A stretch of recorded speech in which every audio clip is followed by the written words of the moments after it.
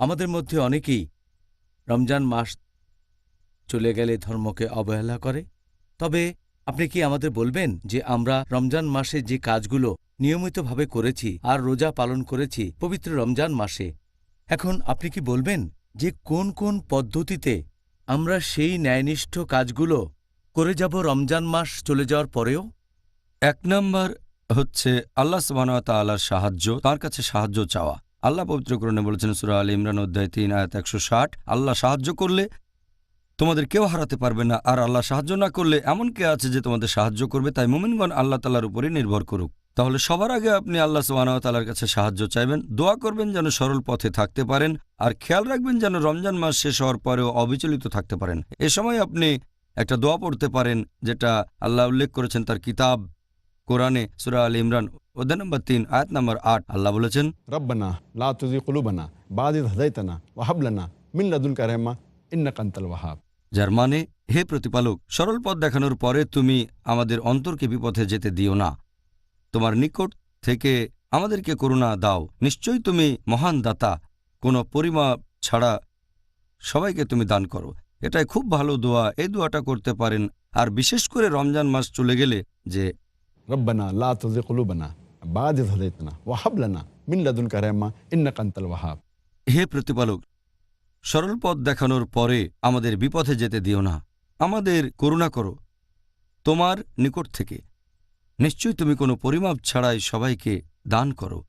আমি দুবার বললাম কারণ এটা খুব গুরুত্বপূর্ণ দোয়া। ২ নম্বর, এ সময় আপনি থাকবেন ন্যায়নিষ্ঠ মানুষদের সঙ্গে, বন্ধুবান্ধব যাদের সাথে বাস করছেন সবাই ন্যায়নিষ্ঠ হবে, আর থাকবেন সরল পথে, সত্যিকারের বিশ্বাসী হবে, যাতে করে আপনি সরল পথে থাকেন, অবিচলিত থাকেন সেই কাজগুলো রমজান মাসে যেগুলো করেছেন। ৩ নম্বর পয়েন্ট, এ সময় আপনি শুনবেন ইসলামিক লেকচার, ইসলামিক আলোচনা, ইসলামিক সেমিনার, ইসলামিক কনফারেন্স, যাবেন বিভিন্ন ইসলামিক প্রতিষ্ঠানে। এগুলো আপনাকে সরল পথে থাকতে সাহায্য করবে, আল্লাহ তাআলার কাছাকাছি নিয়ে আসবে।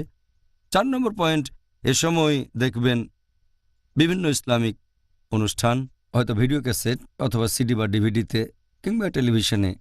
এতে করে ধর্ম সম্পর্কে অনেক কিছু জানতে পারবেন আর ইসলাম ধর্মের কাছাকাছি আসতে পারবেন। আপনি এ সময় বিভিন্ন ইসলামিক ওয়েবসাইটে যেতে পারেন ইন্টারনেট থেকে, এটাও অবিচলিত থাকতে সাহায্য করবে। আপনারা অডিও লেকচার শুনতে পারেন বিভিন্ন ইসলামিক বিশেষজ্ঞগণের, বিভিন্ন বই পড়তে পারেন, তারপর পবিত্র কোরআনের অনুবাদ পড়বেন। এছাড়াও পড়বেন সহিহ হাদিস, পবিত্র কোরআনের অনুবাদ। এ ব্যাপারে বলেছি সহিহ ইন্টারন্যাশনাল বেশ ভালো অনুবাদ, তারপর আবদুল্লাহ ইউসুফ আলীর অনুবাদ, এরপর মহসিন খান, এগুলো কোরআনের বেশ ভালো অনুবাদ। তারপর যদি হাদিসের কথা বলেন তাহলে পাচ্ছেন সহিহ বুখারী, সহিহ মুসলিম, সুনান আবু দাউদ, সুনান আল নিসাই, তিরমিজি, ইবনে মাজা ইত্যাদি। এরপর নবীর জীবন কাহিনী একটা ভালো বই হচ্ছে রাহিক আল মাখতুম, লিখেছেন শেখ সাইফুর রহমান মুবারকপুরি। এরকম আরও বই, এগুলো আপনাকে সঠিক পথে রাখবে। এছাড়াও খেয়াল রাখতে হবে যেন ফরজ কাজগুলো আপনি করেন, যেমন ধরেন ৫ ওয়াক্ত নামাজ পড়া, এরপর হতে পারে দান করা, হজ পালন করবেন যদি সামর্থ্য থাকে, এরকম আরও অনেক কাজ।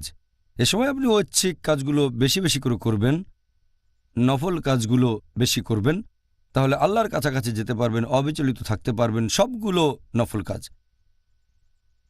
এ সময় বেশি করে আল্লাহ তাআলা জিকির করবেন, বেশি করে আল্লাহকে স্মরণ করবেন। এ সময় কোরআন পড়বেন যতদূর পড়া সম্ভব, আর মনে রাখবেন যতদূর সম্ভব, এবং যেটা মনে থাকবে সেটা বারবার পড়বেন যাতে করে সেগুলো ভুলে না যান। তাছাড়াও এটা খুবই গুরুত্বপূর্ণ, সেই কাজগুলো থেকে বিরত থাকবেন যেগুলো আপনাকে আল্লাহর কাছ থেকে দূরে নিয়ে যাবে, যেগুলো খুতুয়াত শয়তান, যেমন অনইসলামিক অনুষ্ঠান দেখা বা অনইসলামিক কোনো সিনেমা, অনইসলামিক গান শোনা, মিউজিক শোনা, অনইসলামিক ওয়েবসাইটগুলোতে যাওয়া। এই কাজগুলো সবই খুতুয়াত শয়তান, এগুলো আপনাকে সরল পথ থেকে দূরে নিয়ে যাবে।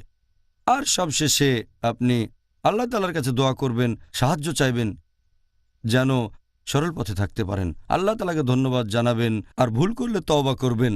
আল্লাহ তাআলাকে ধন্যবাদ জানাবেন ভালো যা কিছু হয়েছে তার জন্য, আর আপনাকে সরল পথে রাখার জন্য।